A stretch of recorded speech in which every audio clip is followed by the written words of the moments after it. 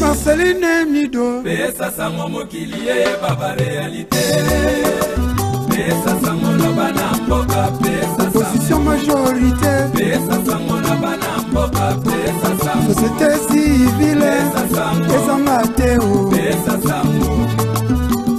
sango na bana mboka Pesa sango combattant ba résistant Pesa sango mokilie baba réalité Pesa sango na bana mboka Pesa fonctionnaire à l'état Pesa sango na bana mboka Pesa Marceline Mido Pesa sango na bana mboka Pesa sango Marceline Mido Tina Bilili eza nini soki Congo Bololo show eza te signé Michono Caspé spirituel Igwe de la presse congolaise.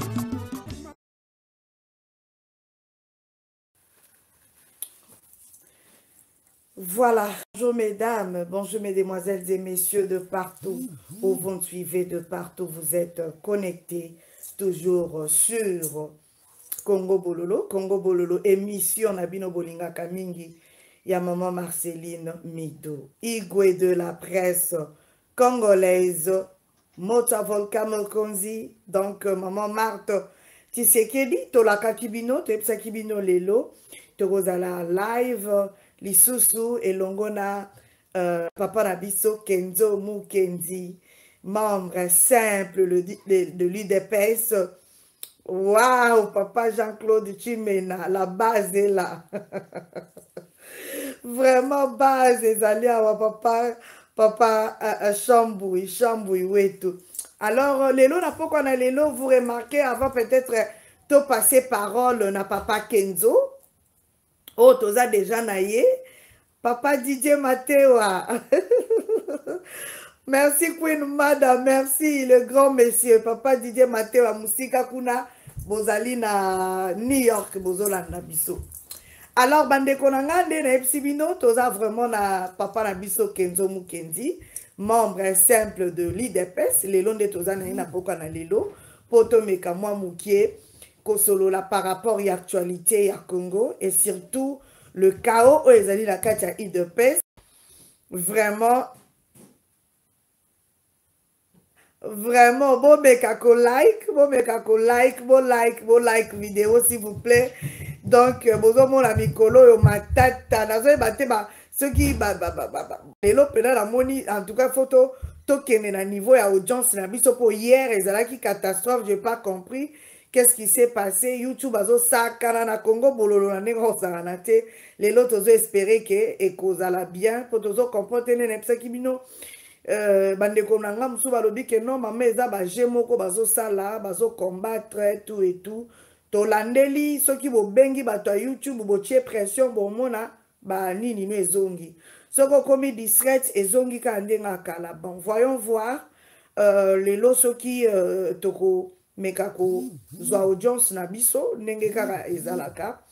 En tout cas Papa Chambouille bo meko partager, Papa Didier bo meko partager, bande ko soko koti like s'il vous plaît, like yo mutolinga ka maman Marceline Mido, olinga ke mission Congo Bololo, au supportera le président de la République Fachi Beton Armé, like bola la pongite bandoi na nganyo so boza wapi, bo like.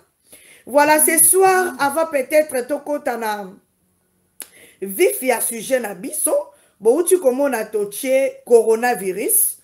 Oh yo vraiment nazo la pongite hein bandeko parce que tolobaki bandeko langa to senga kibino tolobaki to kosala vraiment effort ya tolukako mekako sensibiliser peuple congolais pour ezana bato ebele bazo rêver hein ezana bato ebele bazo mona ngo neti exagé eza distraction eloko ekosala malango te mutu mwindo akufaka na microbe te babiloko wana ezosala ke peuple congolais azozonga sima. Or na moment oyo tozosolola na bino toza na 17 personnes oyo baza na virus ya corona. Donc coronavirus baza nango déjà 17 personnes. 17 personnes wana ezali jusque là oyo eza reconnu hein. Omona pe ezali plus que là bino mo boyebi na Congo na biso so ba pesi chiffre to s'attendre na chiffre wana te donc eza au-delà na yango.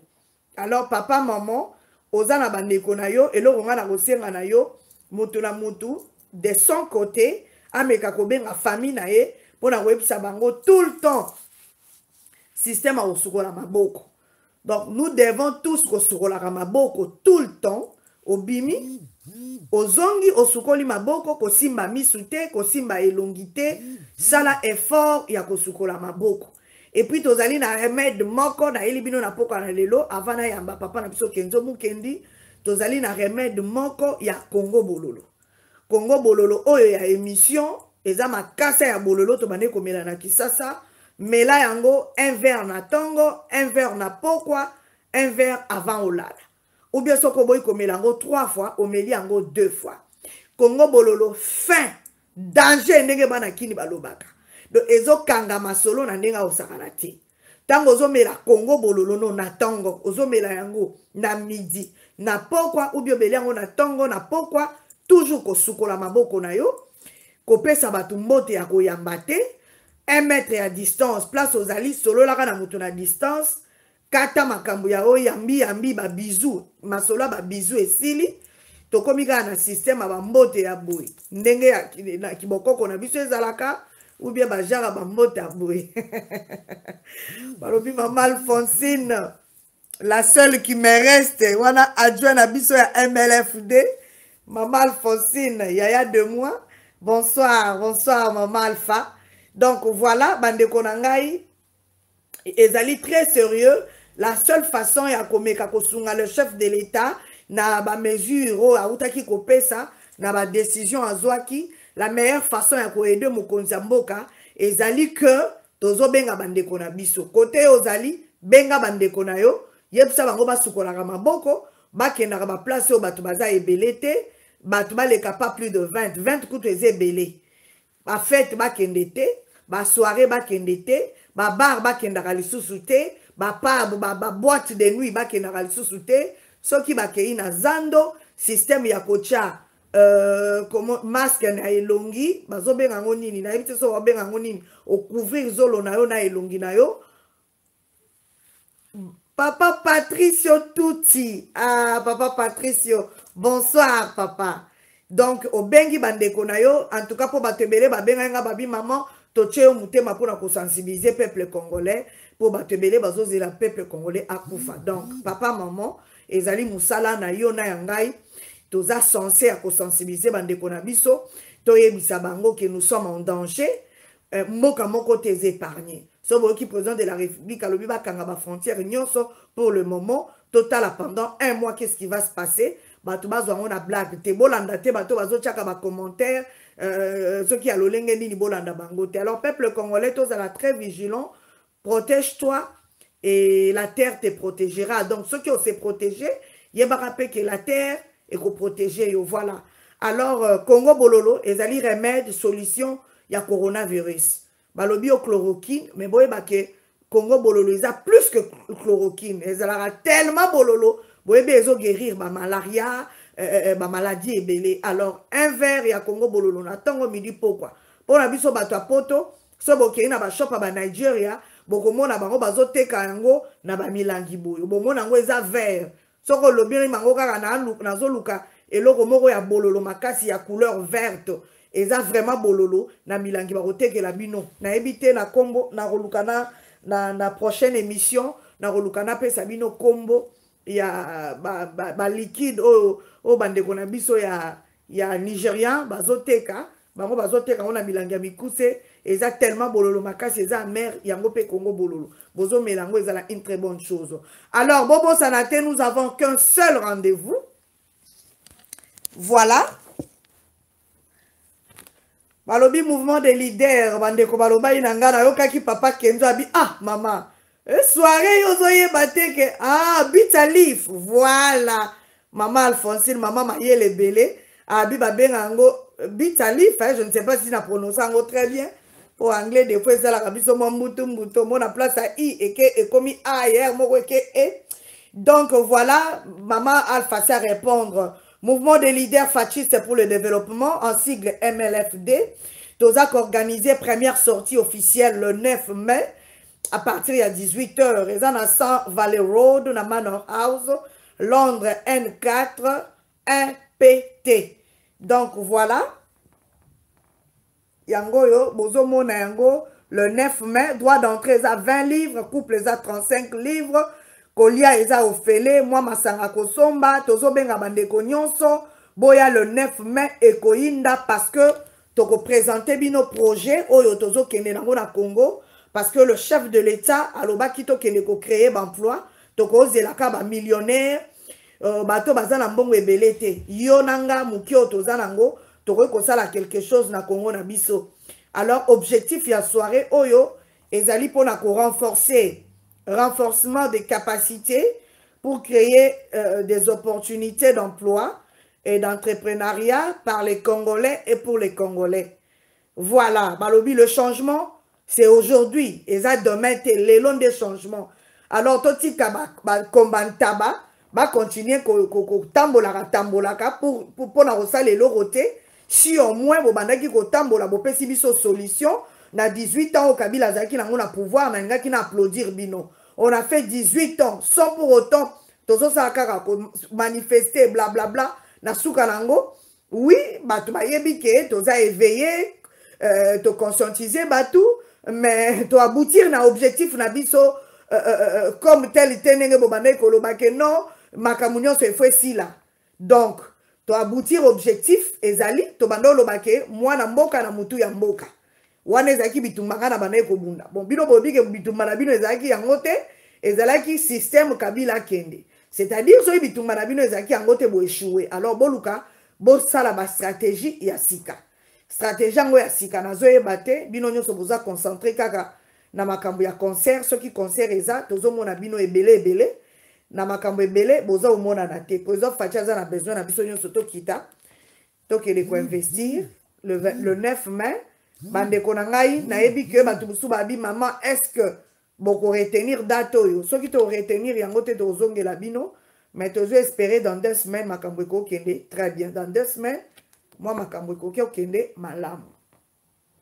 Voilà kolia ofele et puis nous cherchons ba sponsor boya penda bato yo bolingaka Congo tozo créer la centre de formation to créer centre de formation et puis na bilanga o tokozwa ba chege na bakuluna to pesa bango misala to former bango baye bakokoma baye bakoloba et bazwa ba formation électricité ya menuiserie ya nini ba maman bazwa coupe couture comment mécanique ezali ba formation autre pesa bango eza biloko maboko o bato ba négligeaka mais yango ne domona ana poto bato bazoli lango mbongo ebele.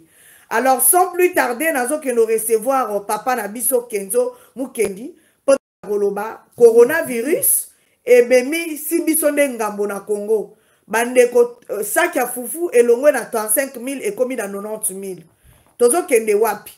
Est-ce que Congolais to lingani franchement? Est-ce que vraiment to lingani? Pour nga nazo comprendre te, les gens en profitent.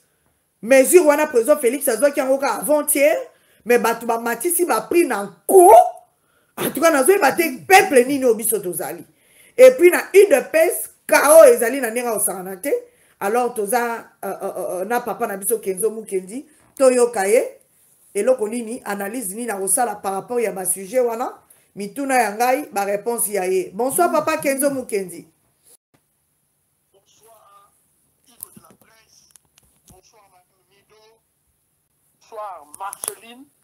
C'est bien moi Kenzo Mukendi, membre simple du DPS. Yes. La CPLI Koyokayo. Yes papa, tozo landa yo. Oui, la CPLI Koyokayo maman, on a yé to sonola na ba Congolais. Na yo pour la sujet au yo lobby. Donc nazo kozela, je suis disposé à koyoka bituna na yo. Papa Kenzo Mukendi, qu'est-ce qui se passe sur la mesure Mukonza Mboka awuti kozwa tozalaki na yo hier na émission voilà tomekai kosolo la moi mukie mais lelo nde na oloba noa wa kao eza na Congo ba matisi biloko bato bazo multiplier ba vidéo pona koloba comment ba vivre ndenge nini. Est-ce que Mukonza Mboka abongisi biloko akolia o babanda kende ko distribuer na chaque maison ou bien batia place moko bato babandokende kozwa biloko bamama ya bar balobi bango bavivaka na babar na bango ye alobi bakanga bar baosuka wapi bamama oyo basalaka mwa bamisala mike mike na barestaurant bazolela alors balobi saki ya fufu emati Thomson emati mbisi emati donc triple nango bazo comprendre te coronavirus ekomi problème kuna na kati ya Congo réaction eza nini? Bon, moi Marceline, premièrement eloko na koloba mpona makambo ya coronavirus nayoki ndenge osensibilize bacongolais nayoki ndenge opesi bango ba-astuce ya kosala babiloko ya kosala Congo Bololo, c'est très important mais nga mpe na participe eloko mosusu c'est surtout pour la prévention bandeko babosana te makambo bamama na biso bando kosala à l'époque soko ozobela malaria oza na fièvre bakozwa nzungu batokisi makasa bato bando kobenga makasa ya bicabitus je crois bazalaki na bamélange moko makasa bakotokisa et na makasa tomate on dirait hein. Ouais, il y avait un mélange de feuilles, j'ai oublié lesquelles. Il y a ma plante, donc on sent la yango, la tokisi, si vous avez une blanquette, fini qui puisque coronavirus, virus au nyonso, kotaka, batou, et koufaka, la chaleur. Donc tu as la chaleur à ma casse et conti 2-3 fois, donc si on peut faire ça déjà, même na Congo, même à la poto, tokisi mai na yo, otie vix na yo, omi finiki, ça peut quand même fungula ba sinus na biso, et funguli ba zolo, et continue à kati, et attaquer, c'est juste pour la prévention. Sikoyo, kozonga sikoyo na masolo ya nini, ya ba décision, ya ba mesure à chef de l'État, Marceline, je veux relever un premier élément, ezali la manipulation, Marceline. La manipulation, l'intoxication, ezali mingi na ba médias, surtout na ba réseaux sociaux, oyo, toujours qu'il y a un message à partir de Kinshasa. Ba ennemi à présent fait Tshisekedi, ba Pangistanais, ba Kabiliste, ba Lamuka, ba Mobutiste, c'est leur moment idéal. Il y a pour frapper des coups contre le président Félix Tshisekedi, contre le peuple congolais. Donc, il ne faut pas beaucoup tirer l'attention dans la manipulation, na kati, il y a Batou. Les mesures de chef de l'État ont apprécié, en général, le peuple congolais a mis en haut. En général, le peuple congolais a mis en haut.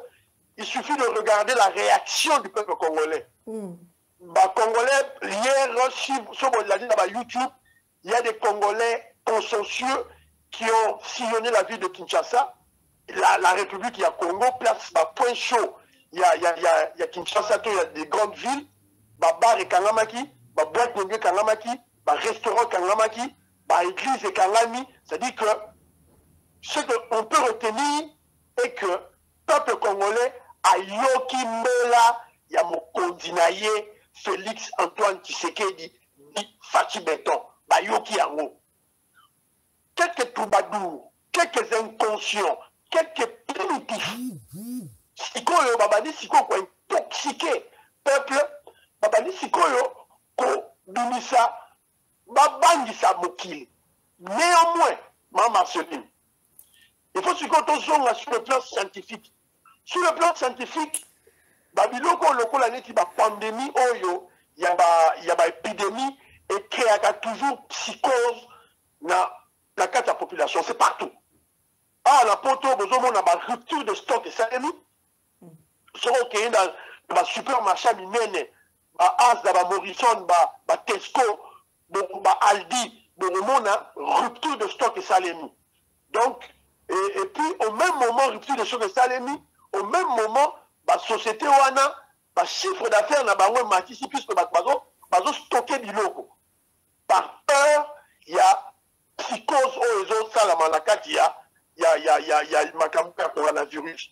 Donc, et puis, il y a de ceux-là même, là, poto oyo, je ne sais pas ce que vous l'avez dit, communiquer l'équipe, oyo baza na bashop ya bandibu bazokende kosomba biloko na basupermarché ya minene oyo bamatisi baprix te bazokende koteka biloko sikoyo na baprix na bango bamultiplie yango par 5 awa na Angleterre bashop bandibu bashop misusu ya mike mike bashop babengaka baconvenience bazali kosala yango et je crois que l'État azali kotala bango et je crois qu'il y aura des bato bazala puni na makambo wana même na mboko sikoyo imaginez déjà dans des pays industrialisés des pays il y a état de droit ezosalema sikoyo ezosalema déjà na mboka oyo sikoyo imaginez sikoyo na Congo toza na état de droit te toza na démocratie te on n'a pas une police forte oyo akoki kocontrôler biloko wana et puis on n'a pas une économie forte donc c'est tout à fait normal qu'il y aura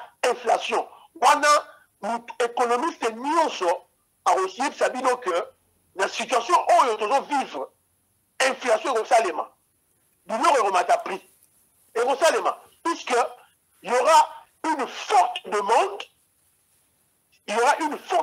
or lorsque la demande augmente le prix augmente et vous créez rareté sur le terrain et rareté wana ekosala nini prix ekomata je crois qu'économiste nyonso akoyebisa yo makambo nazokoloba mama Marceline je suis d'abord un économiste de formation moi-même donc mais na Congo il y a des choses là qui exagèrent bazali koexagérer et ils veulent se faire des millions et profiter de cette situation pour pas faire souffrir la population. Il y a un moment qui a une émission, les cas qui ont cela qui l'a fait passer, Mme Marceline, j'ai beaucoup plus parlé de la conscience nationale, du patriotisme. C'est très très important, la notion aux Congolais, à Mme Marceline, moi je ne suis pas surpris, dans mon Congolais à agir de la sorte. Rappelez-vous les cours de civisme. Le cours de civisme, on te joue à l'école à l'époque de Mobutu, quand on il n'y avait rien du civisme na kati. Comme là, on a vu ça, dans ma soirée, à vie à Mobutu, à Botamina, à Saboye, à Bomane, à Moukié, tout ça, à Bazo, ça vient de solo. Or, le civisme était là au Moussou. Donc voilà, je ne suis pas surpris dans le monde congolais par manque de patriotisme, par manque de civisme, par manque de nationalisme. À Nyokola, Ninga Naye, Foufou Zawana, mais ils exagèrent tout ça pour nuire de Bonabango. Et je crois que le président Félix Tshisekedi et l'État congolais de Bazali prendront des mesures appropriées. Et c'est ça le travail de l'autorité. Il y a Moka, l'autorité va gérer la commune, l'autorité, la bourgmestre, Bazali, qui gérer l'administrateur du territoire à l'intérieur du pays, va veiller la situation, surtout augmentation abusive, il y a un prix des denrées alimentaires dans la République démocratique du Congo. Mais moi, ce que je veux dire récemment au peuple congolais, Tokangamotema, Tolanda, instruction, pandémie, Oyo, il y a virus, Oyo. Ezali très dangereuse et qui peut décimer toute une population. Donc, Ezali masse équité. Alors, donc, il y a un aussi on Congolais, Balanda, instruction chef de l'État, et d'ailleurs, Balandi, instruction chef de l'État, et cela prouve la légitimité populaire du chef de l'État. Cela prouve que Félix Antoine Tshisekedi a été réellement élu par le peuple congolais. Pour si on a le peuple, on a président impopulaire. Quand on reçoit une décision, pour décision, président Félix Tshisekedi d'azur, pour la prévention contre le virus ou le coronavirus, et ça dit la mesure impopulaire. Donc ça dit que si le président de la République est impopulaire, il y aura un soulèvement populaire, mais lorsque le chef de l'État, Félix Tshisekedi, a pris la mesure impopulaire pour une cause noble, il y a sauvé la population ennemie en haut, c'est que notre chef de l'État, notre guide suprême, Fatou Béton, a une légitimité populaire. Papa Kenzo, voilà, Togo Koloba Bongo, mais en eloko bususu batu balobi, c'est bien beau, il y a cause ma mesure.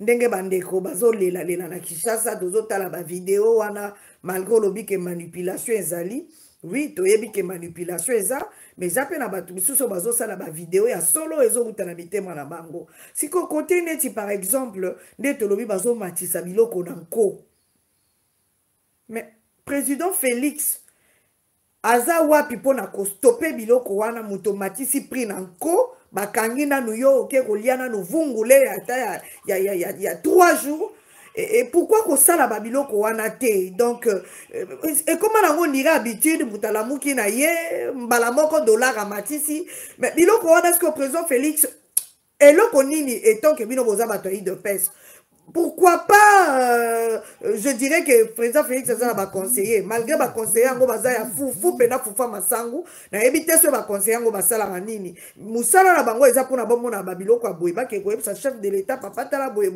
okolo banini place wana parce que toko tika boye te to lo bagara o manipulation mais ça na batu mususu bazolela ya solo côté wana président Félix akoko zo ba précaution te ko kanga na mo bato bazosala ke non ba batsa ba prix nanko. Merci pour moi, Marceline. Avant de répondre, il faut d'abord toper ça, comment je dirais, les principes. Premièrement, le Congo, l'économie, l'économie du marché. C'est-à-dire l'économie du marché, commerçants sur la zone de prix, c'est ça. Le problème, c'est que comme nous avons une situation spéciale, une situation spécifique, autorité de l'État, si il face à la réglementation de prix. Vous comprenez, on a petit principe général, partout, sur les autres, l'économie du marché, sur les autres, prix na yo ne, sur les autres, sur na $1, au na $100, et talio. Ça, c'est le principe général. Ça, on a l'économie du marché. Mais, le problème, il y a un problème spécifique. Tout ça, le problème, il faut, l'État, réglementation, et s'appliquer pour réguler la situation économique dans Katiamboka. Non, Céline, c'est bien bon de parler de président Félix Tshisekedi. Les mesures, il y a la prévention à gérer au lobby. Président Félix Tshisekedi, en tant que père de la nation, on appelle à la conscience nationale de chacun de nous. À faire un lobby. Ma mesure, je mis un lobby. Mais si on y a matisse les lots, mais ça sera très difficile à l'État, il y a aucun bateau les lots. Mais il faut passer à l'investigation. Ça prend du temps. Ça, c'est de 1. De 2, Mme Marceline, nous sommes quand même un État. Que lorsque nous parlons d'un État, c'est la structure, c'est l'organisation d'une nation. Il n'y a pas que le chef de l'État, le chef de l'État dans le sommet. Il y a un premier ministre, il y a des ministres, il y a la police nationale, il y a les autorités provinciales, le gouverneur de la ville de Kinshasa, Moussa les amis, Moussa les amis. Vous savez, il faut pas seulement voir le chef de l'État. Mais non, papa Kenzo, tozolo bayango parce que oyebi que ba ministre na ba osala le côté majorité à ba ministre na baza bato FCC bazo sala tout président Félix a échoué. Preuve ane que ngalelo na loba que président Félix azo sala musala na ya ba ministre. Kotambola président Félix a bando tambola de partout. C'est pas lui à okene kotambola comme investisseur en réalité des choses. Est-ce que yo bandé comme on a même ministre affaires étrangères à skala au sala selon biso nere to moni na ba recherche na biso na analyste au sali. C'est pourquoi tozolo ba que non président Félix abeka ko chauffer pour tango ya zo chauffer makambo e salama. Siko ba ministre ngo zo tangela nga banani. Ya nini kuna soki ba ministre na bino soki ya ba finance et consort makambo so de mouton. Bato ba lelisi biso eza banani. Ce sont les ministres. Est-ce que biso pas toi na ba ministre na Congo wana papa? Kasi Maman Céline, tu peux poser la question. La zone où on a établi Inanou, puisque lorsqu'on parle de Makambo et l'équipe, il faut l'État agir. Il faut établir des fondamentaux, des principes, ni ne pas les cas. Si Matoké, c'est quoi dans la réalité sur le terrain, ni ne pas les cas. Au Sitelengay, nini bato ya baministre bazo nyo kwama siko ngai nalingana ke na niveau wana te nalingana ke na niveau wana te donc chef de l'état il a beaucoup à faire avant dossier comme la yé il faut toute une procédure il faut investigation seulement on doit un commerçant mon côté au regard bobi yo matisi pris quelle la prison non ça c'est le travail de la justice ça c'est le travail de la police nationale. Donc, police nationale, on les allait gérer le ministre de l'Intérieur, qui est un de l'UDPS, na parquet, qui est la justice. Et lorsque nous parlons de la justice, il y a Oyo Montesquieu à Loba, séparation de pouvoir. Que le pouvoir judiciaire, Azali, indépendant, Yaroussa Machonaye. Ça, c'est depuis le problème du chef de l'État. Donc, si on a la Ligue, na Londres, na Liverpool, Wapi, au Matisse, ce n'est pas le. Et ça, vous savez la Kounité, et ça, vous savez la Boris T, le Premier ministre était. La police et la justice. Mais papa Kenzo, papa Kenzo, c'est que yozo ngana oloba par rapport à la réalité otozanango. Kasi yango nazo songa na réalité. Tango yozo loba nga ba ministre konso yango ngana tunyo soto za la fama na ba ministre na Congo. Kasi mama yango ils ne font rien na ba police na bino wana bozoloba limbisa ngai. Mama Marceline, na minute oyo mbongo so de muté bungaki.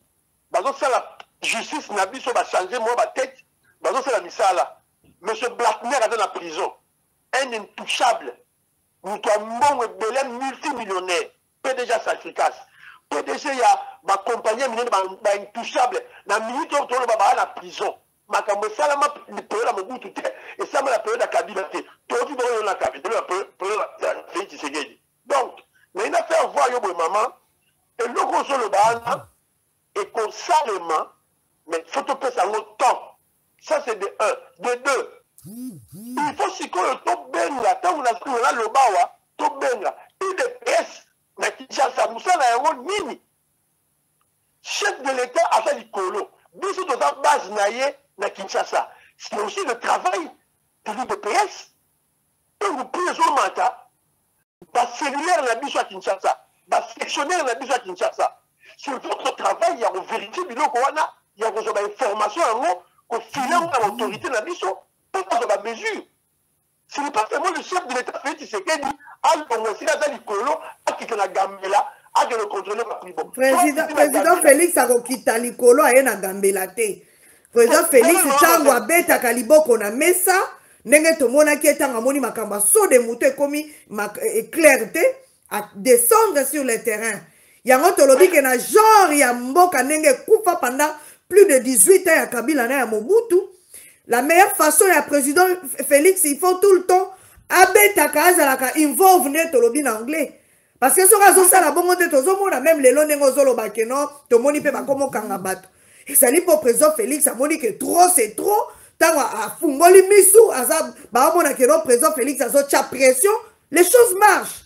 Mais si tu dis que oh non, oh totika boye, lobi nango pe makambo elali, to lobi te ke akita. Mais liloba na ye tant que chef de l'État, so ka landeli makambo, les choses avancent. So e paye landeli te lo komo rezo sala maté. Donc parce que système ya peuple congolais, toza déjà dans système moko mitu ici et bemba na ba pouvoir o ya Mobutu na o ya Kabila. C'est-à-dire président Félix Azana a un grand travail à faire. Ce qui le lo lobi bato yi de pes. Mais papa, tu as la pays de pes pour ébélé à de pes. Bazole là, papa Rangai Kenzo. Bazana Nzala. Talaka ba santé na bango. Papa Batouana, bazoliate. Bazo melate. Balobika na papa na biso kabund. Na kabouya nde bazo se retrouver. Si ko bato bazoliate, bazo melate. Ka bango de bolingi ba bando tambolaka tambolaka. Mais pourquoi bolingi ko s'occuper na bango te? Maman Marceline, question à Souka, intervention à Souka, tu as mélangé beaucoup de choses. Tozonga na sima, malamu Maman Marceline. Tozonga. On peut faire exemple, il y a saut de mouton. Saut de mouton, président Félix Tshisekedi dit, Batouana, c'est après une année. Maman Marceline, président Félix Tshisekedi n'est pas un magicien. Avant magicien, ceux qui peuple congolais, à Rotikaye, président Félix Tshisekedi a fait la nyonso, évidemment, on va échouer. Il ne faut pas poser la. Moi, espérer le moment côté. Donc, chaque Congolais, il faut avoir la conscience. Donc, si le président peut dire qu'il a échoué, il ne mourra pas de faim. Avant, il n'a pas cité. Famille des hommes, il n'a pas cité. Et nous, les Congolais, qui allons souffrir. Donc, il faut que les Congolais dans la conscience. Si les Congolais dans la commune de conscience, donc, moi, je vais dire que le bâti. Mais si le peuple congolais a la conscience, papa Kenzo, il faut Fimbu. Il faut pas qu'on ta prison pour Congolais qui a langage à Fimbu, papa. Maman Marceline, yes. Fimbu, la biso bataille de presse, c'est la justice. Fimbu, la biso bataille de presse, c'est l'état de droit à travers la justice. Il y a un de biso. Or, la justice, elle a la procédure, elle a la temps. Maman Marceline, elle a dit contact était mais il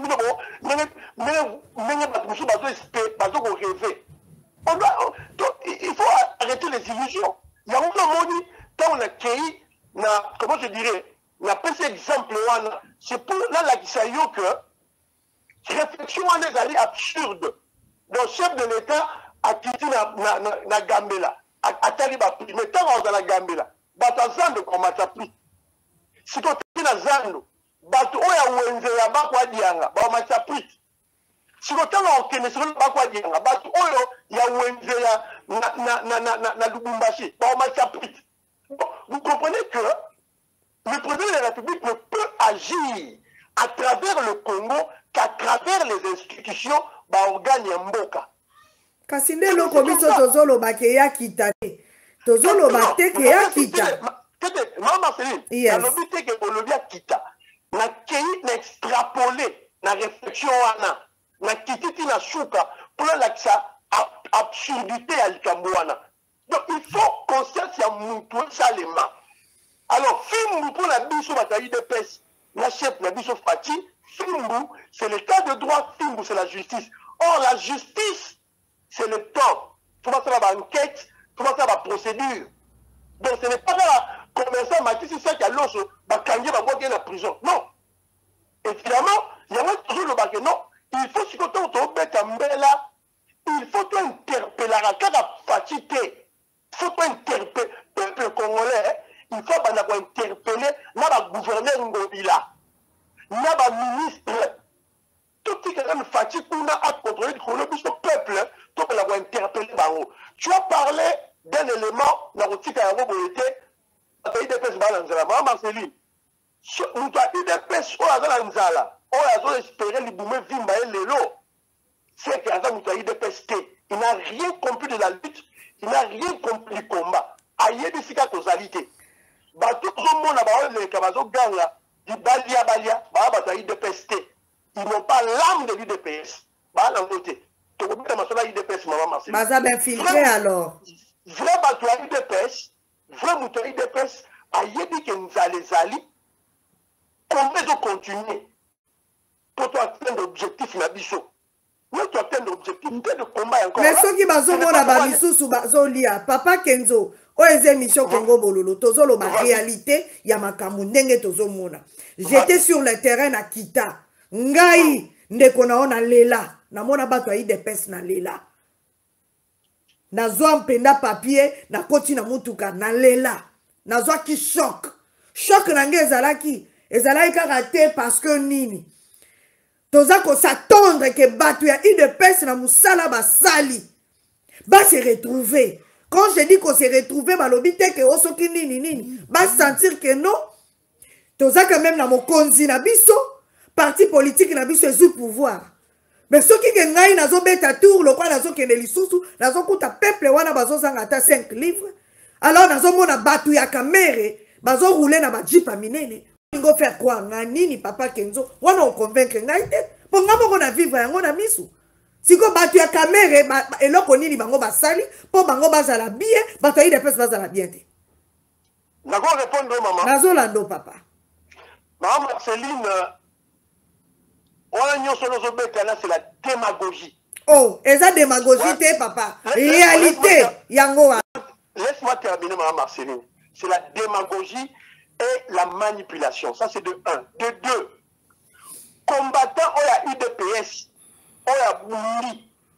Soba Bunda qui poya zo misala, azo ba poste, aza faux. combattant UDPS.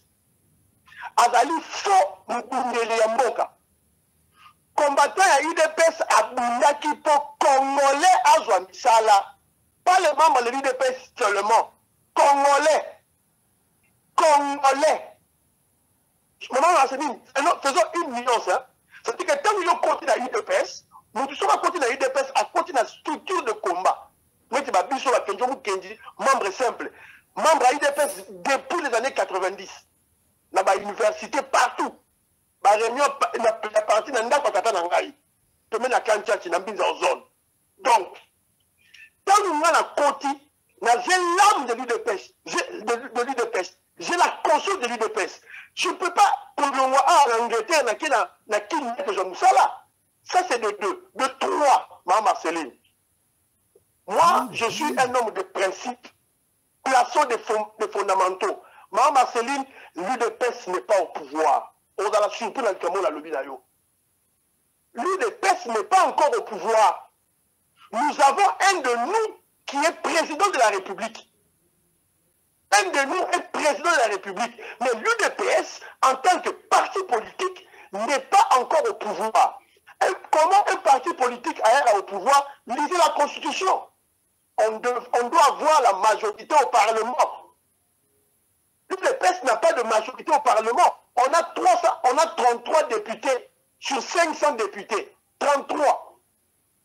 Donc, on n'a pas la majorité au Parlement. Ça veut dire que Congolais, nous membres à l'UDPS, il y a solo, il y a des réalités dans la solo. Président Félix Tshisekedi, il faut d'abord la poste de ministre à Zanango, il faut tout câbler. On est en coalition. Et même la poste de l'UDPS, et comment? Ça, c'est de 3. De 4 mois, Mme Marceline. Moi, la poste haute juif. Moi, le ministère haute juif. Mme Marceline. Mais c'est rempli de combattants de l'UDPS. Ma conseiller Fachi, la présidence. La plupart, ce sont les membres de l'UDPS. Ce n'est pas les membres de l'UNC. Il y a la zone sur Mme Marceline, c'est la démagogie. Au Baye Sarabino. La plupart des conseillers des chefs de l'État, la majorité, il y a un conseiller à président Félix Tshisekedi. Ce sont les membres de l'UDPS, les combattants de l'UDPS. Il y a un cabinet où le ministère autojuit, les conseillers ministres, les membres de l'UDPS. C'est-à-dire que moi, le poste autojuit, moi, passer le pouvoir autojuit à coalition, à membre de l'UDPS, dans la carte. Chico, Mme Marceline, si vous avez à Kinshasa, tu as vu le membre Bakonda. Mais ce n'est pas seulement le membre de l'UPS Bakonda, c'est tous les Congolais.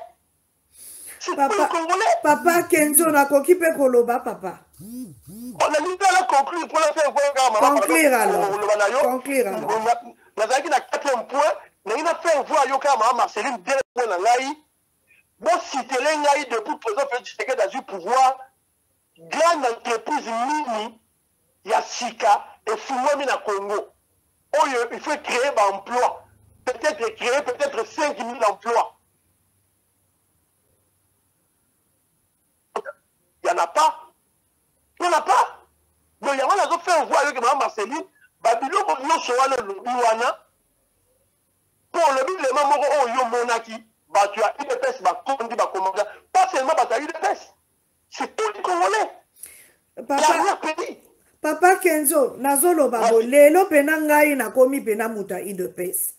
Makambu tu nazolo beza onga nazo yoka, onga nazo vivre, otozo mona même na ba réseaux sociaux.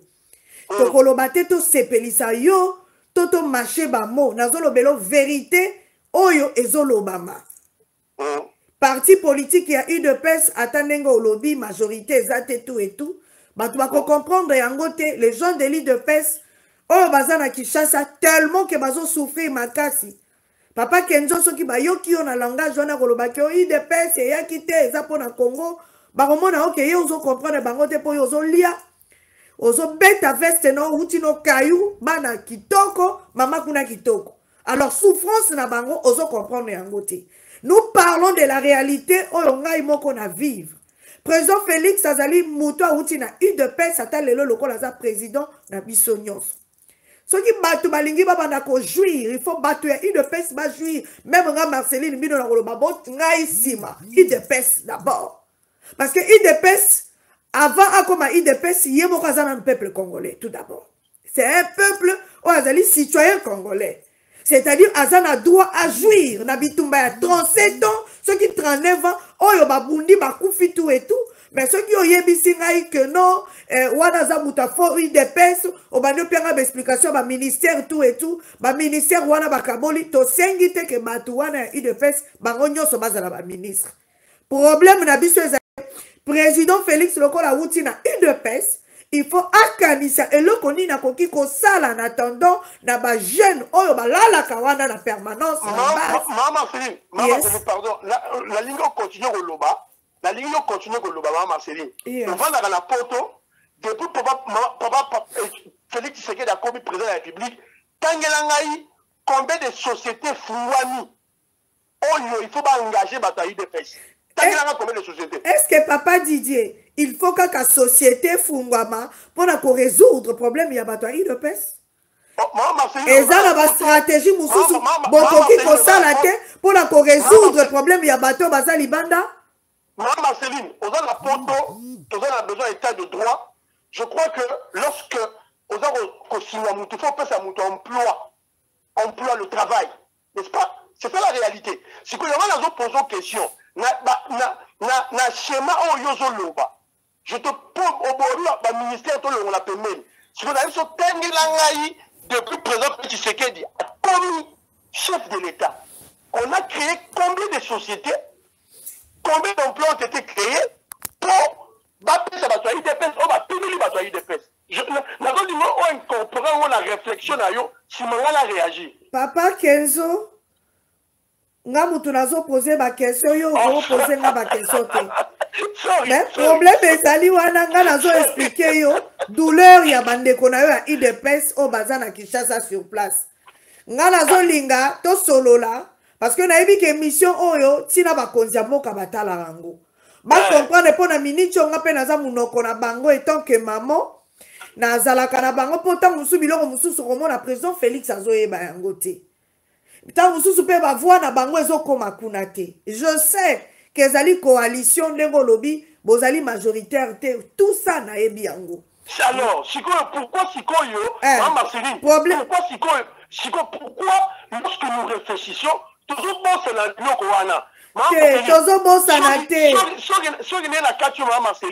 s'il te plaît, question il y a eu qui ont posé la question, tu vas répondre maman Marceline. Mais maman Marceline, quand le président Félix Tshisekedi est à Londres, tu étais là. Il était en face de toi. On va filmer. Moi, je te voyais. Au bon sens du temps, le président Félix Tshisekedi a dit à qui peuple congolais, patience. Aïdissi Bicho, soyons patients. Aïdissi Bicho, non Marceline. Donc, le président Félix Tshisekedi, pauvreté dans la carte à Congo. Pauvreté où il y a bataille de PPS dans le Congo. On a dissocié la bataille de PST. On a Congolais en général. C'est 54 ans de destruction à Moka. 54 ans, Marceline, s'il vous plaît. Il y a un lobby de Marceline. Vrai combattant à UDPS. À Koki Kobet Macholo, il y a un poste Sikoyote. Vrai moutoua UDPS, on a une arme à UDPS. À comprendre le combat entre ça là. Akobeta masolo ngo siko te siko okoloba nini na bato bazoloba ke papa Kabunde na Kabuya baza kolia baza ko s'enrichir mais bango bazomona eloko te nde bitumba we eza na UDPS yango wana.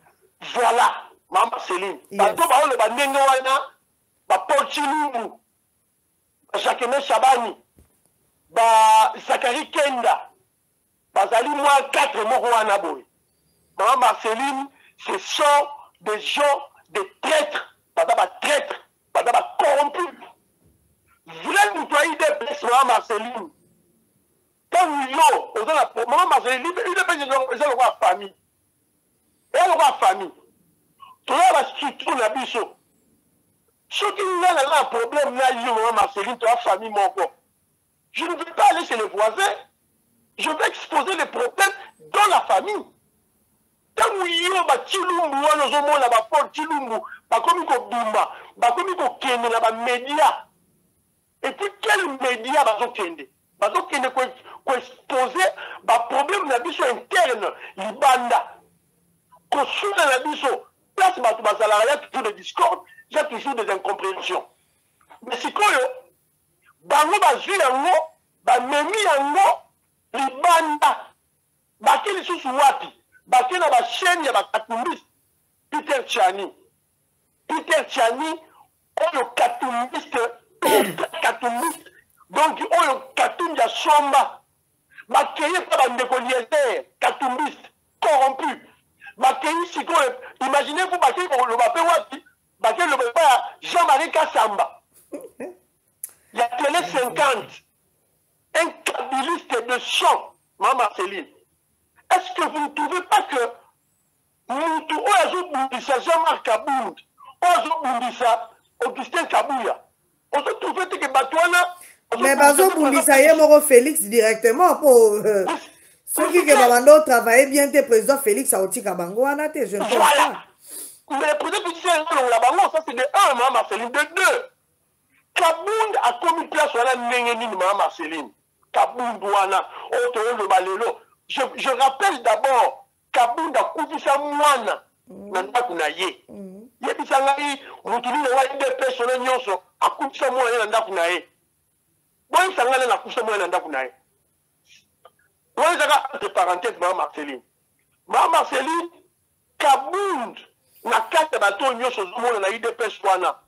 C'est la seule personne oyo Etienne Tshisekedi le Sphinx Mukishi abenga héros akendaki na kamina abenye héros Etienne Tshisekedi mavu walongwe azoluka secrétaire général à Rocha ake koluka ce jeune garçon à kamina interfédéral na biso na kamina bakanga pa Moïse Katumbi na ba prison à Lemba ce jeune garçon là Jean-Marc Kabound a vu d'abord confiance à Etienne Tshisekedi.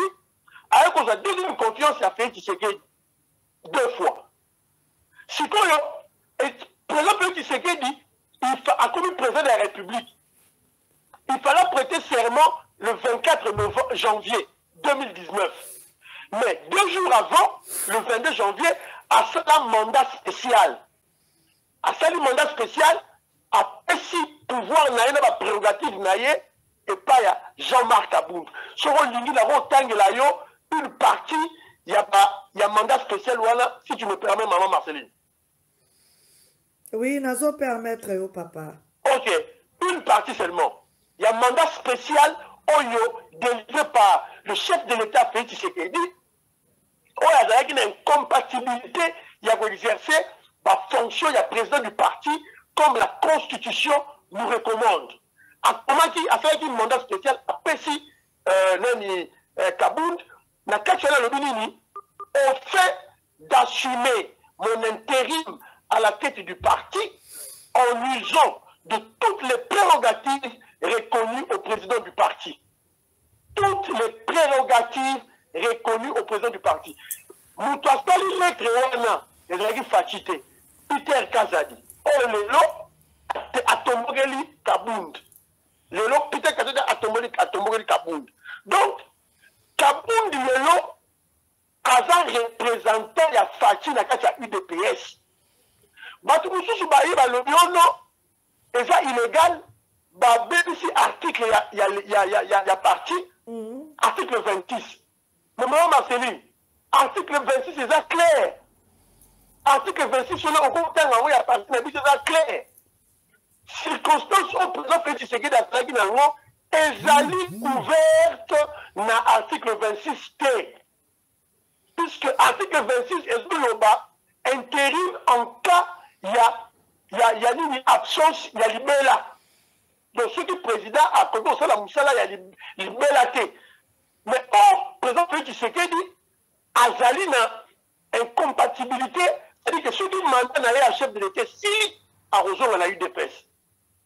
Maman Marceline, Mabé Zawad. Et d'ailleurs, Jean-Marc Kabound, ou Almoma qui est Augustin Kabouya, bazo jour de la légitimité. Puisqu'en droit, ce qui vide juridique c'est le bon sens que Zouaka relève. C'est ça le droit, la science du droit qui nous recommande. Tout un juriste je crois que ton mari peut-être est un juriste à quoi il est différent.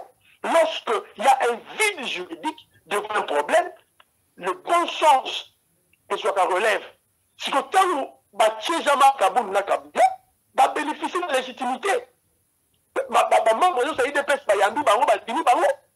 C'est une légitimité. Pour preuve, Jama Kaboul n'a Kabouya va organiser qui rencontre la stade de Marty et les gars qui a plein dans le quartier. C'est ça la légitimité. Mais yo ka balobi ke o alia kimbongo Kabuya alie mbongo alie ba 47 000 tout et tout na suka nango kutu 2 jours avant événement bazo luka mbongo akofuta sale monana te donc papa na biso Kabuya bazo accusé na ba sorte nyonso papa. Maman Marceline, ce sont des accusations gratuites, des accusations mensongères et ce sont des manipulations. Non, Marceline, comment dit UDPS, c'est simple. Paul Chilumbu, les médias, il y a des katumbistes, il y a des kabilistes. On salir parti. Bazo salir, Lola, c'est vrai. Donc, papa, vraiment, bazo salir parti. Bazo salir parti. Dans les lois, Marceline, Kirim Nawizo, tous les médias, bafandeli yango poussin mikolo oyo papa bazwaka elo bazwi le tribaliste haineux l'illettré Kérim Nawizo pourquoi baro Kérim Nawizo a ramaillé l'été il est intelligent c'est un bourrique vide dans la tête Yé Moussa Naye Kaka tribalisme haine contre le Moulouba c'est tout ce qu'il connaît dans sa vie Kérim Nawizo l'illettré Kérim Nawizo bazwi dossier va enfoncer l'UDPS na kati. Mais ils vont échouer. Maman Marceline, ils vont échouer. Et d'ailleurs, ils ont déjà un chèque. Maman Marceline. Mais si Koko Lobanini, yo lobi va échouer. Mais groupe ya bato ebele baza ba komisima ya bato wana.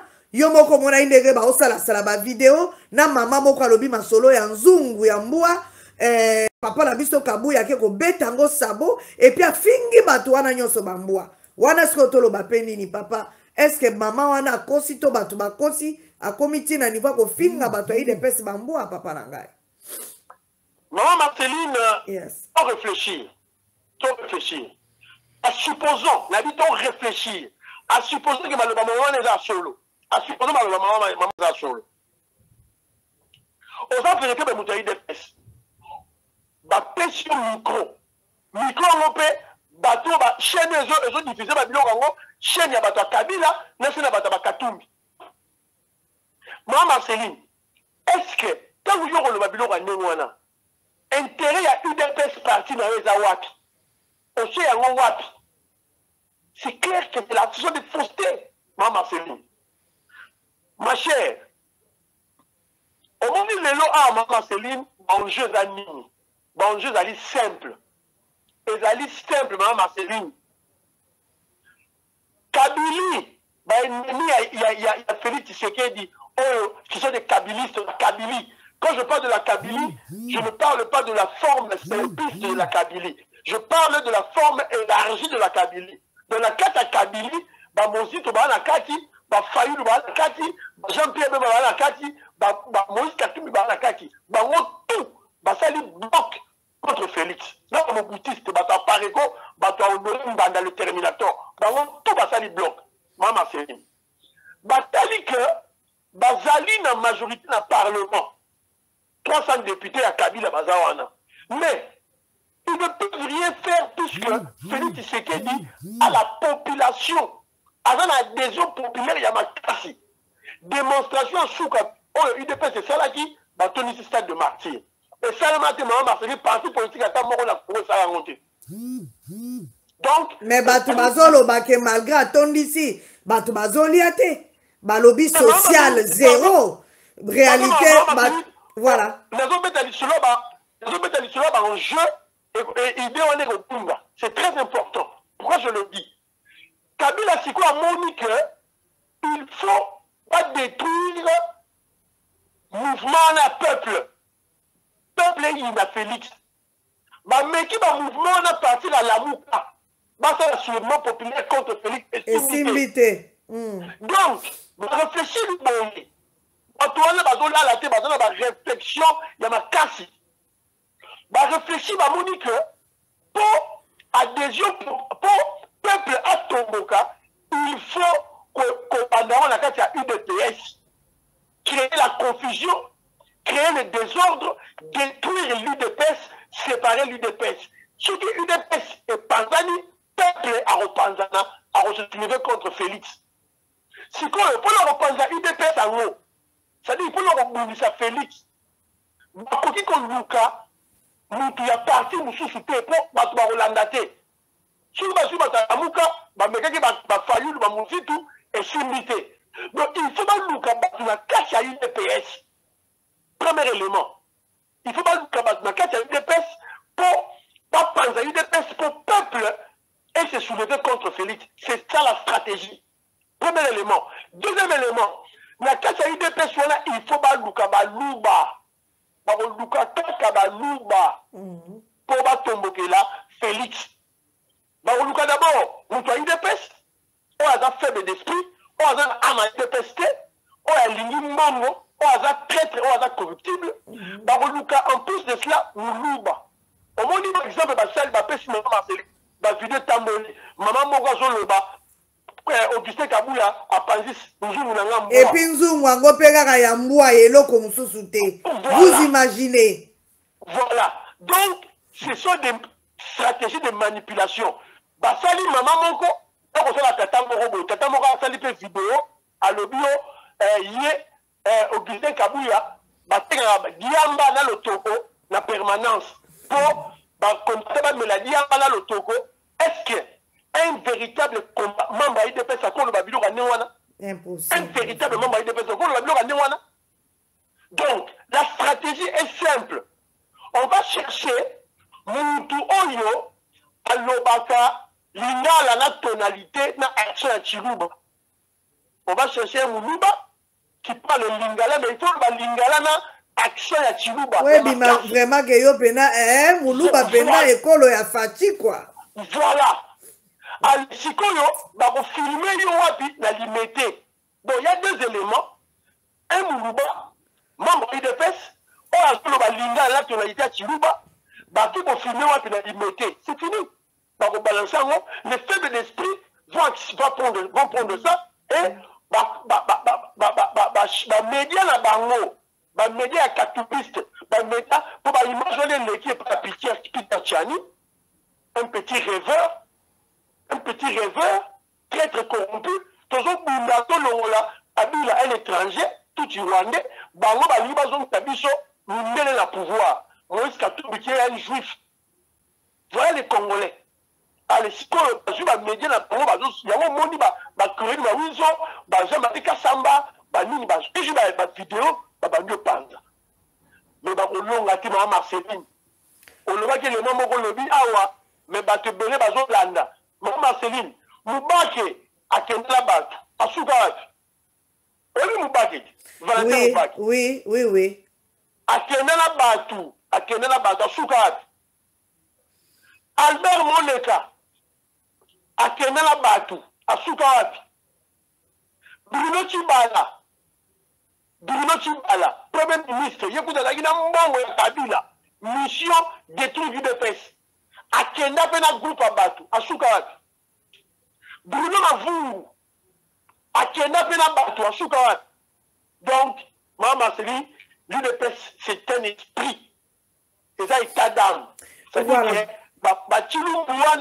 de traîtres corrompus. Mais pourquoi, Nalobi, mais papa, pourquoi ne pas Kolongo la Batouana Nyonso? Ceux qui vont moniquer bazo tcha trouble, bazo utiliser bateau, baza, na lokoso ya mbongo, ou bien bazo kaka batou na bango la muka, ba koti si bango na kati, ba komi si bango kino, baza bato yi de pèse. Si ko ba mesure nini bozui, parce que atteindre ngozo lo ba faible, bazo accepter ma manipulation wana. Faut zalaka bato esprit neti biso comprendre que, eza ba jemoko boye ya bato, balingi Congo wane et avancé, bazala na souci de PC panzana muto ba jouer ba rôle wana. Siko ba précaution ba mesure nini bozui.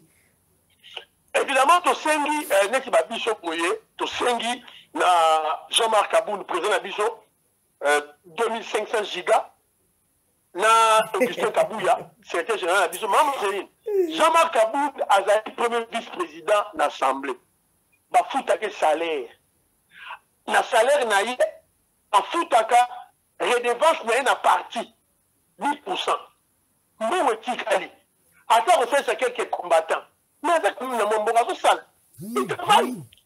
Il est installé. Balobi akomi kotonga bandako ezotonga ma papa Kabouya aza kotonga. Non, azotonga ndako moko. Azotonga ndako moko. Ozo ndako lukuta. Augustin Kabouya était locataire jusqu'aujourd'hui. Azokosa la makam. Donc, et là on a zo ba boyema Marceline. Biso to sengi na Augustin Kabouya, c'était général na biso na benga ke flèche. À répondre bango maintenant à répondre bango bien à la matière politique. Donc on sait dans la bango d'abord le calme. Par exemple biso, donc on sait dans la bango le calme, l'intelligence et surtout la sagesse. Donc bon Paul Chilumbu va beti oyo, na ba Jacques Chabani et ça l'idée attaque vers Félix Tshisekedi. Si on sait que Jean-Marc Aboun va réagir avec précipitation, bah on a raison. Ceux qui peuvent venir dans la partie, ils ont raison. Mais papa, limbisanga papa Kenzo, oyebi mutu soka aza déjà na makanisi ya mabe, osala ebolamu, te, ceux qui déjà en a besoin à détruire, à détruire. C'est ça le mal na UDPS nga na kondana kaka bino boza na problème a bizwa na ba problème a ba patience moko boy na yebarate suka koma ya ba problème. Hein? Batu wana ozotanga kombo wana papa babanda pe mwa ba je oyo mwakala. Hein? Botika bango kaka ti ba koya ko bete loko moko ko leko ba beti oyo après bo sandeni. Moko boye donc je ne sais pas ote ba kozwa raison. Batu déjà ba laksi bino ke baza na besoin ya ko panza parti politique à UDPS. Si ko bolingi su ba laksa bino nini lisusu. Maman si vous avez raison, mais au moins dit la sagesse est la plus importante dans le dossier. Ceux qui ont un chef, ont un leader, précipitation, cause de décision, la colère, ils ont bien tenu. Il dit que les gens Kaboun na siko, na Kaboun ba la kanga. Ils doivent d'abord temporiser. Ça dit que biso to moni ni tout ya batouana. Mais na c'est ils ont batoumo comme makasi. Les autres monde la muka ba fayulu ba muzitu ba bemba ba katumbi on dirait ba le baté. Agir dans mon lit. Donc, il faut être très prudent, battre la dossier, on va qu'il y ait une décision. Maman Céline, comment ça n'a été? Au bon sens, il y avait 40 frondeurs. Le Etienne Tshisekedi, le président parti. Au bon sens, il y a 2014 ans. Calamité. Le Etienne Tshisekedi, président parti. L'équipe va média, banin. Donc, Etienne Tshisekedi n'avait même alobata IOAT, alobata le morote. C'est-à-dire que dans l'UDPS, c'est la manière de biso moto agissant. On dit batutu basi va découvrir que non, ce sont des corrompus. 2 500 000 tamboli. Et on dit Belgique. Même la Belgique a la carte, il y a coup. La Belgique a la carte, il y a coup. C'est-à-dire que l'objectif, les libéraux belges, l'objectif, c'est UDPS. Mais on a raté, puisque déjà, bon, Nini, plan la bango machiavélique et Koufi. Et puis, et là, on a signé un peu Marceline les années. Et là, on dit, et ça là quel était Goutia Maï Oyo et créé Babylone Union Sol. Et ça qui problème, il y a Jacques Chabani. Jacques Chabani, Azali président de l'organisation de la mise en 7 commission électorale permanente. Si la commission électorale permanente est une organisation interne dans cette partie, bango mutu balongoli Jacques Chabani. Bango de mutu ba désavoué balongoli babilongwa oyebe lokote. Élection to gagner te longwa. Ba poni mutu mususu. Jacques Chabani azali origine azali. Mais balobi kabunde mutu alongoli bato ya sécurité. Justement on m'a dit on appelle ça éclaircissement yango. Kabunde mutu alongoli était. Puisque selon ma statut d'Abisso, cette en salaka plénière naïe a poni ba konzi naïe. Plénière on a ka mutolo la konzi. sikoyo baponaki Jacquemain Chabani ntango baponi ye nsima président Félix anome ye omondeli etambola na UDPS sikoyo c'est la même plénière oyo elongoli Jacquemain Chabani baponi mokonzi ya sika nabosani nkombo na ye je crois que ça doit être Gédéon quelque chose comme ça azali mutu ya Kisangani sikoyo ntango balongoli ye bapesi rapport na président Kabound président Kabound a joué acte à nommer ye omoni ndenge etambola na UDPS c'est-à-dire que l'organisation esali makambo nango interne elongoli Jacquemain eponi chef mosusu ezwi rapport epesi président sikoyo anommé chef ya sika yango nde sikoyo Jacquemain Chabani atomboki sikoyo babengi bato nyonso baza bakorrompu wana nde basali makambo na bango basali baki kotumba de bato na kati ya permanence et je vous dis ndenge ezali awa ya bainvestigation ezosalema baenquête ezosalema baauteur bakozala puni et ils seront traduits à la justice. Voilà, Papa Kenzo, totikali na 2 minutes. Eloko tokoki koloba kaka par rapport à UDPS. UDPS, papa, balobi que bato ya UDPS pe bozalaka na problème moko so bachili bino bakonzi. Bakonzi wana soki basuspendre to basali likambo ekoma kaka yete a suspendre nga pona nini ntango tobandaki UDPS. Pourquoi bozala na komikitisa te botosaka bakonzi o bachela bino? Ah, Maman Marceline, Mido. La lingara, tu as un sens d'observation. On a un œil d'aigle. Dans yon monara, dans mon ami. C'est ça le problème que nous avons à l'UDPS. Même ici en Angleterre, même partout. Yes. On a un problème de l'orgueil. Il y a un autre ça va dire respectons les autorités établies. Vraiment. Tout respecter l'autorité établie. Ça, c'est de un. Des deux, Mme Marceline.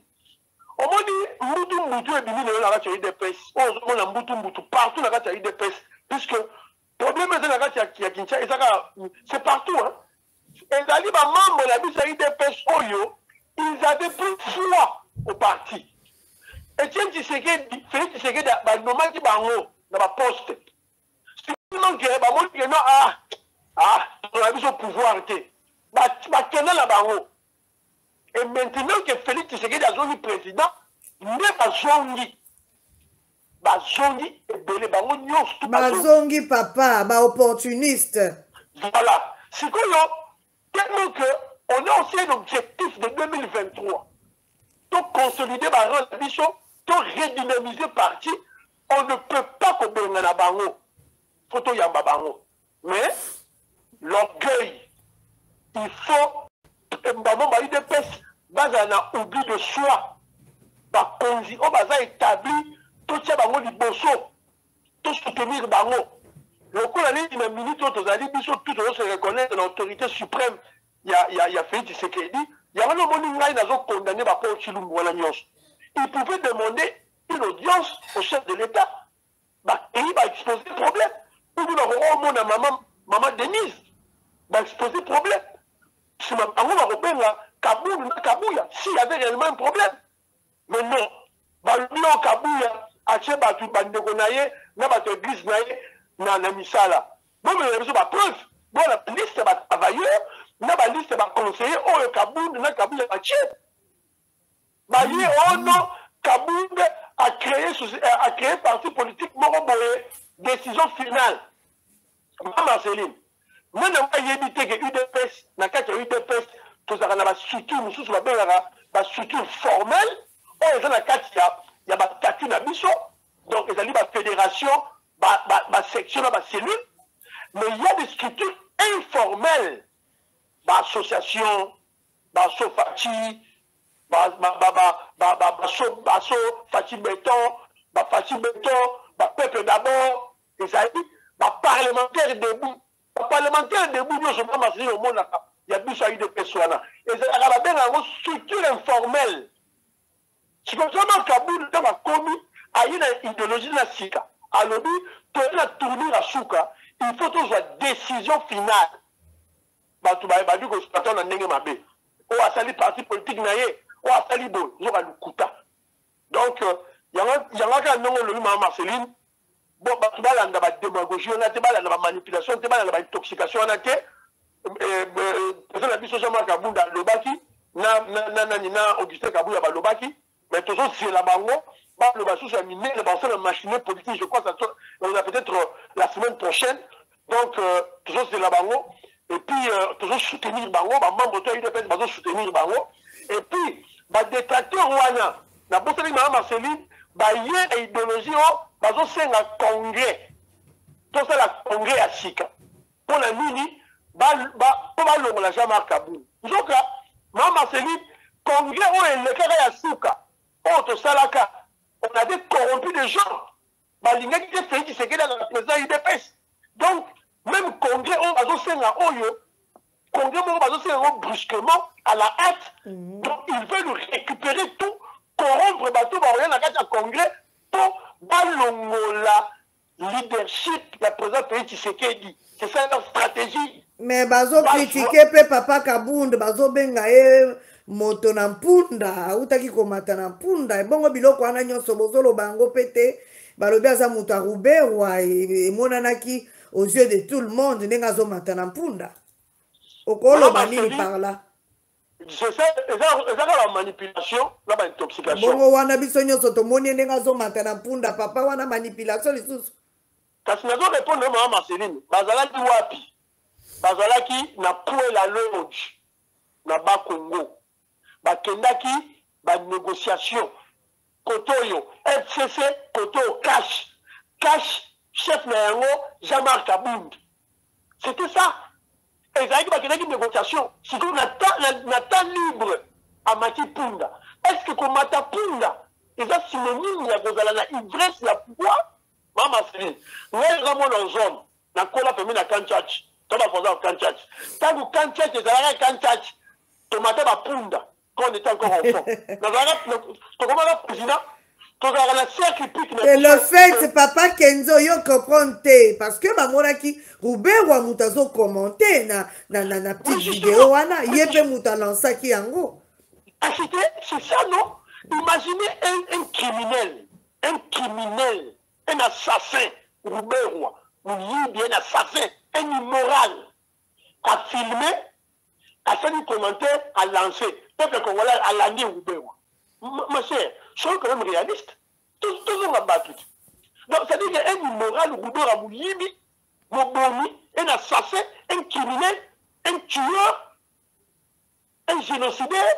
donc à quoi on linga une peste à quoi on linga Jean-Marc Kabunda Jean-Marc Kabunda mati punda il a filmé à la salle commentaire naie pinyango siko na réseaux sociaux congolais andimi makambo Ruberwa c'est ça le mal du congolais c'est ça le mal et puis babosali musala nyonso Kabunda sali pendant bambula ebele na UDPS Kabunda azolelisa baobenge les grands maîtres nageurs voilà babosali makambo nyonso Kabunda sala alaki bango baonage tozozelaka banage voilà mpona nini po amati likola punda est-ce que akendaki na Puela Lodge bazalaki na négociation na temps libre amati punda to nepesaka congolais tolongola niveau ya basentiment ya baréaction épidermique ozoréagir na poso ozoréagir na cerveau na yo est-ce que komata punda eza mabe ipona pesa exemple na ngai na mozone na mata punda na Kanchachi na mata punda na cercle pique de Kinshasa ezaka pembeni na biso wana na komana président liloba ya suka papa Kenzo potosilisa mot de la fin papa na ngai mot de la fin ezakaka na kosenga congolais kani nalobi tantôt na makambo nyonso ezoleka toprivezaka la réflexion totikaka baréaction émotionnelle baréaction épidermique ozoréagir sans l'intellect sans le cerveau po balobi boye seke eza solo non balobi boye oui oyoki yoka mpe côté mosusu sikosala analyse ça c'est d'une part d'autre part na kosenga bamembre ya UDPS na biso bazala patience donc combat dans le cimetière. UDPS a dans le pouvoir. Selon la Constitution, le pouvoir d'un parti politique, c'est au Parlement. Il faut tous à la majorité dans le Parlement. Donc, comment ils ont continué? Tous les gens qu'on a besoin de te lancer Nicolo en tant que chef de l'État, Zobunda, Bicho, UDPS, ton ouais là-bas poste était, ton Kangana Nzala, ton Kanganzala. Mais il dit que ton Kanganzala, ton Kangayamo. Puisque le président Félix Tshisekedi a besoin, il y a un peuple, membre de l'UDPS debout. Pourtant, on peut sa mot d'ordre. Tout le monde là-bas, son mot d'ordre était à l'époque de l'élection. En 2023, toujours une majorité dans le Parlement. Donc, le peuple congolais a de la passion. Et les Jean-Marc Kabound, Augustin Kabouya, je leur exige la sagesse. Bata la paix rétrospective na bango, bata la ba erreur ba commettre, bazo ça la redynamisation parti bien que ti sikoyo ba vente ba carte ezo lumela. Donc ba ça yango mbangu contre na kati ya kesi ya parti ba banda ko ça la redynamisation ya parti à travers Congo dès maintenant et na senaki bango télévision UDPS tous les lots. Donc, il y a un biloko oyo bango mo ba ça d'abord analyse personnelle sima ba erreur bango la commettre o biloko musa ba zo sala te pas sala yango. Mais bango balobaki balobi président na bango a commis président ya Congo ti lelo ba sala ka ba cotisation. Non, c'est un parti politique partout au monde fonctionne comme ça. Et là, on voit des associations oyo sali association na yo et machaka na ba cotisation ba membre na bango. C'est comme ça, c'est partout, c'est ça la logique. C'est quoi, quand on se le retrouve le président, le président a dit ça, il va mango, à l'IDPS. Non. Voilà, il y a un peu de voilà, il y a anarchie, il y a Mobutu, il y a Kabila. L'IDPS, il faut fonctionner, il y a cotisation, il y a membre, il y a bango, puis il y a vente, il y a carte, il y a bango, et puis, le ministre, il y a bichot, il faut faire des députés. Na salaire na bango, c'est pas le 10% na salaire na bango, bah tiens la carte à parti. C'est comme ça que le parti doit fonctionner. Et je dis, na zoben na matoi, na ba Paul Chilumbu, Jacques Chabani, Zachary Kenda, Vila Biso Wakenda, revenez à la raison. Bonjour à la raison. Nous allons bonjour à la salir parti, à détruire parti, to linga ngote. Bonjour à la raison, bah soutenir, bah l'andanzela. Il y a chef Nabiso, Félix Tshisekedi, le biso de leadership naïe, et où mais là, na kata parti, pe na kata Congo. Je vous remercie, Mme Marceline. Merci beaucoup, Papa Kenzo Mukendi, membre simple UDPS, Bandeko Bolanda Kibiso, Boyoki, Biano Nyonso, ya Papa Kenzo, Ngai pona kosilisa. Attendez Papa Kenzo à lobby, pouvoir, UDPS n'a nous pendez pouvoir te, bino moko boyebi réalité, il y a 300 personnes au Bazali Kuna, Bazara Batuya, mingi FCC consort, donc UDPS est la majorité, donc Naolo Baraka Mokonzamboka Ameka Kokanisa, et Zanaba voisin moyen et belé, oya ko utiliser. Pour nous calmer dans nos esprits, il y a des jeunes, surtout des jeunes, qui sont en permanence 24 heures sur 24 heures. En tout cas, Mokonzamboka, akanisa bango na mamuki oya kozala nango, soka kosalela bango mwa place moko boye, kotisi bango, soki pe mwa salaire moko boye nano en attendant les choses ezonga na nini, akoki kosala yango, akoki ko créer budget moko. Car là nous pona bandeko nanga wana na olo baba misusu te o baliaka fufu na poto semoule batondisi mabumute mingi nazolo baba oyo nga na monaka tango indaka ils sont là balobaka oyo koya eya o ba défendaka toujours président Félix na banzala na bapasi la bango ezali pena mbela nazo pesa na mokonzi mboka akanisaka bango alukela bango ate loko moko mwa ba place akocha bango ata créer bango ata mwa salaire moko ata ya mwa $100 oyekoki kosunga bango ezala une très bonne chose en attendant ma compagnie ekoma na Congo makambo ebele ekoma na Congo wana ezali mbela oyo nga na pesi etant que maman. Un grand merci na bandeko bolanda kibiso tomona na bino prochainement bobo sanate un seul rendez-vous à ne pas manquer le 9 mai tozotala nde makambo ezokende tozosenga nzambe ki makambo ya coronavirus et si là avant awa pe toyoki ministre Agasia ye pe bakangi ye na coronavirus tosenga kaka nzambe abatela ye président Félix bameki ye na premier ministre balobi bango baza na corona te topesi to rendre gloire à Dieu. Alors un grand merci na bandeko bolandaki biso, un grand merci na papa Kenzo Mukendi oyo pena lelo na chauffé ye mais toujours azala makasi na biyanyo. Tomona na bino prochainement. Love you guys. Merci beaucoup. Bye bye, bye bye. Merci papa Kenzo. Merci maman. Bye bye.